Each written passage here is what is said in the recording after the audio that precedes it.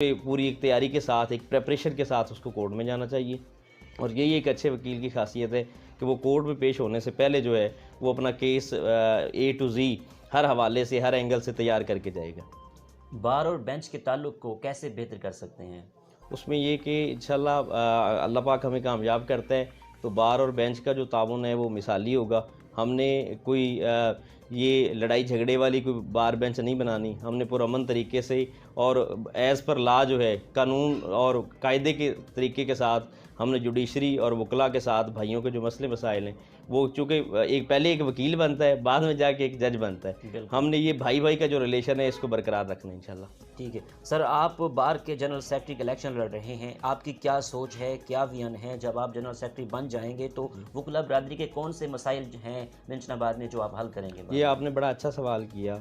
जिस तहसील bar association Minchinabad से मैं इलेक्शन कंटेस्ट कर रहा हूँ जी, यहाँ पे ये है कि बेशुमार मसाइल हैं जो कभी भी शायद मंजर आम पे नहीं आए। ये आपके चैनल का बहुत शुक्रिया कि आपने मतलब हमें इतना टाइम दिया और आपने इस इशू को रेज़ किया। नंबर एक तो ये है कि यहाँ पे छोटी सी बार है, 227 मेंबर हैं यहाँ पे नादरा ऑफिस आप चले जाएं, वहाँ पे बड़ा बुरा हाल है। कोई सीनियर सिटीज़न चला जाए उसके लिए भी मसाइल हैं, कोई एडवोकेट चला जाए उसके लिए भी मसाइल हैं। उसके अलावा आप हॉस्पिटल के अंदर चले जाएं, सेहत की जो है सहूलियात वो ना होने के बराबर हैं। तहसील मिंचनाबाद जो है वो सबसे बड़ी तहसील है बहावल नगर की, लेकिन पसमानदगी के लिहाज से इतने बुरे हालात हैं कि आप अब आए हैं तो आप देख लें कि बारिश हुई है तो कितना पानी वगैरह और ये सूरत हाल है। अब उसमें यह कि नादरा में अगर अल्लाह ने मुझे कामयाब किया, नादरा में हम वकला के लिए एक अलग काउंटर बनवाएंगे। लैंड रिकॉर्ड सेंटर जो है उसमें हमने इंशाल्लाह वकला फैमिली और वकला के लिए अलग काउंटर बनाएंगे। हॉस्पिटल के अंदर हम एक साइड रूम का अरेंज करेंगे और अगर अल्लाह ने हमें मौका दिया इंशाल्लाह और हम पूरा पैनल आता है तो अल्लाह के हुक्म से हम अपनी वकला कॉलोनी के लिए भी पूरी कोशिश करेंगे। सर, वकला बरादरी की क्या मसाइल हैं, ख़ास तौर पर यंग वकला के? यंग वकला के जो हमारे इधर हैं 227 की मतलब जो बार है इसमें बमुश्किल से जो चैम्बर्स हैं वो 35 से 40 चैम्बर्स हैं। एक ही चैम्बर पे 15-15, 20-20 लोग हैं। यंग वकला के लिए आज तक ना तो चैम्बर्स का मसला रेज़ किया गया, ना उसको सॉल्व किया गया। हमारा कम्प्लेक्स बनते बनते हर दफ़ा रह जाता है। अब मुझे 5.5 साल हो गए, तो 5.5 साल से मैं यही सुन रहा हूँ कि कम्प्लेक्स बन रहा है, लेकिन वो कह लें कि कैबिनेट की नाअहली होती है कि उसको वो बनाया नहीं जाता। इंशाल्लाह हम सबसे पहले इनका मसला है, इनको चैम्बर्स अलाट करवा के देंगे। चैम्बर्स का कोई इतना बड़ा मसला नहीं है, कोई कोशिश ही नहीं करता बनाने की। यंग वकला को चैम्बर्स अलाट करवा के देंगे। फर्दर जो बिल्कुल जिनकी स्टैंडिंग 2 साल तक है, हम उनके लिए तकरीबन इतना वजीफ़ा ज़रूर मुकर्रर करेंगे कि उनको स्टाइपेंड मिले कि वो अपना जो पेट्रोल है वो अफोर्ड कर सकें, ताकि लोग जो है वो शौक़ से इस फील्ड में आएँ, ना कि इस दबाव के साथ इस फील्ड को स्किप आउट कर दें या इसको छोड़ दें। ठीक सर, अदालतों में केस सुस्त रवि का शिकार क्यों हो जाते हैं? उसमें समटाइम्स हम ये कह सकते हैं कि समटाइम्स ये भी हो जाता है कि कोई ना कोई प्रॉब्लम हो जाती है कि कोई जज आया, उसका ट्रांसफ़र हो गया, यूनिफॉर्मेलिटी नहीं है उस हिसाब से। बाकी अब तो माशाल्लाह ऐसा हम नहीं कह सकते कि केस उसमें स्लो हो रहे हैं। जुडिशल जब से ये मॉडल कोर्ट्स बनी हैं उसके बाद बड़े समरी ट्रायल हो रहे हैं और बड़ी स्पीडी जो है वो कोर्ट वर्क हो रहा है। सर, आप किस तरह के केस टैकल करते हैं, सिविल या दीवानी? मैंने जो है अपनी वकालत की जो है इसमें मैं कहूँगा कि ABC जो है मैंने अपने सीनियर चौधरी इशफाक गुज्जर साहब से सीखी, और मैं उनको देख के जिस तरह वो बोल्ड और बहुत अच्छे तरीके से फ़ौजदारी केसेस को हैंडल करते हैं, तो मैंने उनके नक्शे कदम पे चलते हुए फ़ौजदारी केसेस को आके जो है वो हैंडल किया। लेकिन चूँकि छोटी बार है इसमें मिसलिनियस काम भी होता है, लेकिन फ़ोकस जो है वो फ़ौजदारी मुकदमात में। सर, बार के इलेक्शन में मकामी सियासत किस हद तक है? वैसे तो मेरा ख्याल है पंजाब की किसी भी बार के अंदर कोई मकामी सियासत नहीं होती, लेकिन हमारी बदकिस्मती ये है कि मिंचनाबाद बार एसोसिएशन में ये हमेशा से ये एक वतीरा रहा है कि ये मकामी जो सियासत है वो बहुत ज़्यादा इन्वॉल्व है, और वहाँ से एक इंट्रा पार्टी इलेक्शन होता है, वहाँ से बंदे इलेक्ट होके आते हैं।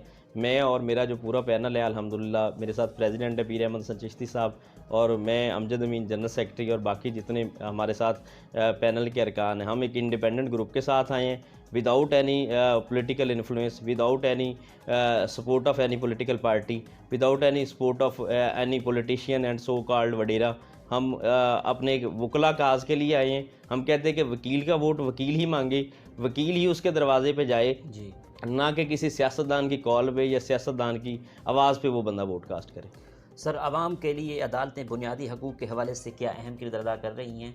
अब तो माशाल्लाह जैसे एक बड़ा अच्छा कह लें भी एक मीडिया का भी दौर है, लोग समझते हैं। और अगर कोई भी बंदा है, पहले वो थाने कचहरी या किसी पॉलिटिशियन के डेरे पे जाता था, वो कोर्ट को अप्रोच करता है। कोर्ट्स के अंदर बेशुमार रिलीफ भी लोगों को मिलता है और कोर्ट्स जो है बड़े आसान तरीके से काम कर रही हैं। सर, अगर मैं आपकी पर्सनल लाइफ को डिस्कस करूं तो आपकी हॉबीज़ क्या-क्या हैं? हॉबीज़ में ये है कि बुक रीडिंग, उसके अलावा खेलों में ये है कि क्रिकेट वगैरह मैं खेलता रहूँ, बैडमिंटन खेलता रहूँ। लेकिन अब तो आजकल जो है वो टाइम ही नहीं मिलता अपने प्रोफेशन के हिसाब से, या फिर ये वीकेंड पे वैसे घूमने फिरने चले गए। जो केस आपके पास आता है उसको प्रॉपर स्टडी करके आप हल करते हैं? अल्हम्दुलिल्लाह ना सिर्फ मैं बल्कि जिस चैम्बर से मैं हूँ, पूरी मिंशनाबाद क्या आप भावलपुर डिवीज़न तक चले जाएँ, मेरे जो सीनियर हैं वो उनका इसी वजह से जो एक नेम एंड फेम है कि इस चैम्बर से जो भी जाता है, हमने यहाँ पे क्लासिफिकेशन बनाई हुई है। जिसने सिविल केस को हैंडल करना है वो सिविल करेगा, जिसने क्रिमिनल को करना है वो करेगा, जिसने फैमिली को करना है वो फैमिली को करेगा। वो एक अच्छे तरीके से एक तैयारी के साथ इंशाल्लाह उसमें अपीयर होते हैं और फिर फैसले तो मेरे मालिक ने करने, लेकिन ये नहीं होता कि कमी कोताही हमारे एंड पे कोई नहीं रहती इंशाल्लाह। आपकी आइडियल पर्सनैलिटी कौन है? कायद आज़म मोहम्मद अली जिन्ना, क्योंकि वो आपके सामने है कि उन्होंने किस तरह एक ख्वाब को जो है वो शर्मिंदा ताबीर किया। अच्छा, किताबें जो आप पढ़ते हैं उसका फेवरेट राइटर कोई आपका होगा जिसकी किताबें आप पढ़ते हो? जो है फेवरेट राइटर के हवाले से आपने कहा कि अगर पोइट्री में देखना चाहें, क्योंकि उसमें बहुत सारी चीज़ें आ जाती हैं। अगर आप पोइट्री में चले जाएं तो वो इकबाल का जो है वो कोई आसानी नहीं है। फर्दर मोर अगर आप उसमें चले जाएं, लिटरेचर वगैरह में चले जाएं, तो उसमें भी बेशुमार ऐसे लोग हैं। अगर आप इंग्लिश वगैरह में चले जाते हैं तो वो शेक्सपियर वगैरह की तरफ लोग चले जाते हैं। तो अब ये कि उसमें तो आप अगर आप इसको स्पेसिफाई करें कि आप, क्योंकि पोइट्री का अलग है, दूसरा को अगर नावल निगार है वो अलग है। अगर उर्दू में चले जाए तो जैसे अशफाक साहब हैं, इस तरह करके फिर वो एक फ़ील्ड, एक लंबी फील्ड है उसमें तो। अच्छा सर, माशाल्लाह आप कानूनदान हैं, तो अगर मौजूदा मुल्क की सियासी सूरत हाल के हवाले से बात करें तो आपका क्या तबसरा है इस हवाले से? अब उसमें ये है कि मौजूदा जो सेटअप हमारे बन चुका है इस वक्त, या जो सेटअप चल रहा है, अब बदकिस्मती ये है कि आप ये देखिए कि बहुत सारे लोग जो हैं वो एक्सपोज हो रहे हैं। पाकिस्तान में आज तक जो है जितने भी हाई एफ्स लोग हैं वो उसमें एक्सपोज नहीं हो सके। अब यहाँ पे इसमें कोई भी आप देख लें कि मैं ये नहीं कहता कि गवर्नमेंट बड़े अच्छे काम कर रही है, मैं ये भी नहीं कहता कि बड़े बुरे काम कर रही है, लेकिन आप ये देखें कि जो है ना अकाउंटेबिलिटी का सिस्टम, वो प्राइम मिनिस्टर की भी अकाउंटेबिलिटी हो रही है। और सबसे बड़ी अकाउंटेबिलिटी तो आपका मीडिया कर लेता है कि आप हर बंदे को जो है वो उसको अपनी बात भी कन्वे कर सकते हैं, उससे हर तरह का सवाल भी कर सकते हैं।